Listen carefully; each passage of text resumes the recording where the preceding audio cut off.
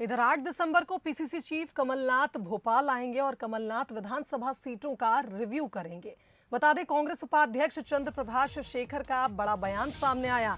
उन्होंने कहा कि अभी चुनाव हो जाएं तो हम चुनाव लड़ने को तैयार हैं। नाथ के मैनेजमेंट और जनता के सहयोग से हम ये चुनाव जरूर जीतेंगे। जयपुर में होने वाली रैली में प्रदेश से बड़ी तादाद में कांग्रेसी जाएंगे और बढ़ती महंगाई को लेकर जयपुर में एक शक्ति प्रदर्शन भी कांग्रेस करेगी। वहीं ज्योतिरादित्य सिंधिया पर तंज भी कसा, कहा कि अब 10वें नंबर के व्यक्ति सिंधिया हो चुके हैं।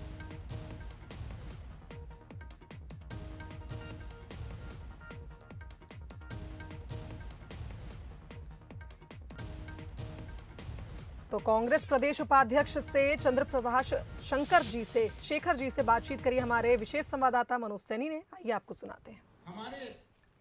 मध्य प्रदेश में कांग्रेस एक्टिव वोट पर है और जनजाति को लेकर भारतीय जनता पार्टी लगातार बातें कर रही है, लेकिन 8 तारीख को पूर्व मुख्यमंत्री कमलनाथ जी मध्य प्रदेश पहुंच रहे हैं। सर, कमलनाथ जी आ रहे हैं 8 तारीख को और इस सब हम देख रहे हैं कि संगठन की जो गतिविधियां हैं वो काफ़ी तेज है। क्या कुछ नया देखने को मिलेगा 8 तारीख को कमलनाथ जी आके यहाँ बहुत सारी चीज़ों की रिव्यू करेंगे। सबसे महत्वपूर्ण तो है कि हमारी मेंबरशिप अभियान चल रहा है और इस मेंबरशिप अभियान के बाद में पार्टी के संगठन के चुनाव होंगे, इसलिए उस दृष्टि से भी कमलनाथ जी सभी कांग्रेस जनों से, कांग्रेस के वरिष्ठ नेताओं से संपर्क कर रहे हैं।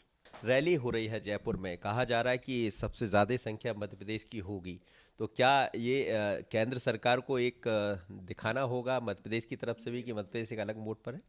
नहीं, देखिए, सवाल मध्य प्रदेश अकेले का नहीं है। समूचे देश में जिस तरह आज महंगाई की स्थिति बनी है और जिस तरह आम जनता महंगाई के कारण पिस रही है, घर का बजट लोगों का बिगड़ रहा है और सारी चीज़ें अस्त व्यस्त हो रही हैं, तो महंगाई के खिलाफ जो एक अखिल भारतीय कांग्रेस कमेटी ने रैली का आयोजन पहले दिल्ली में किया था और अब वो जयपुर में हो रहा है, क्योंकि दिल्ली प्रशासन ने रैली करने की इजाज़त नहीं दी है। तो जयपुर में मध्य प्रदेश से बहुत बड़ी संख्या में हमारे कांग्रेस के कार्यकर्ता, हमारे नेता जाएंगे, उस रैली को अटेंड करेंगे और केंद्र सरकार और राज्य सरकार द्वारा जो महंगाई बढ़ाई गई है और जो लोगों पे एक तरह से महंगाई का अत्याचार पेश किया है, उसकी खिलाफत करेंगे हम लोग। तो सिंधिया अभी आए थे मध्य प्रदेश के दौरे पर, तमाम तरह के सवाल खड़े किए, दिग्विजय सिंह जी पर भी कहा, उनके क्षेत्र में भी गए, तो राजा के गढ़ में सेंध लगाने की तैयारी है, लेकिन कांग्रेस की क्या तैयारी? मैं सिंधिया जी के बारे में बात नहीं करना चाहता। मैं ये मानता हूँ कि ऐसे व्यक्ति के बारे में बात करना जिसने एक राजनीतिक नीति के साथ ही जो एक नियम और परंपराएं होती है उसको तोड़ के कांग्रेस को तोड़ा है, तो उनकी क्या बात करें। वो जो चाहे जो बोल सकते हैं। अब तो स्वतंत्र हैं, पर स्वतंत्र भी नहीं है। अब तो जो पहले मान सम्मान कांग्रेस पार्टी में उनको मिलता था, आजकल कहाँ मिलता है। 9वें 10वें नंबर पे उनका नाम रहता है, बड़ी मुश्किल से कुर्सी लगती है। तो सिंधिया जी की बातों पे कांग्रेस ध्यान नहीं देती।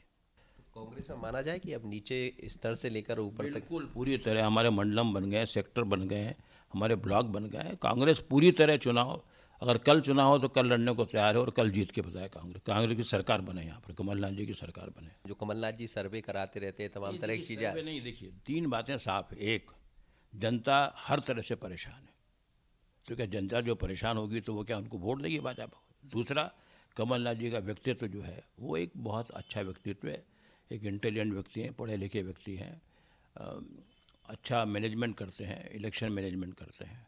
और तीसरी सबसे महत्वपूर्ण बात है कि कांग्रेस कार्यकर्ताओं में ज़बरदस्त जोश है।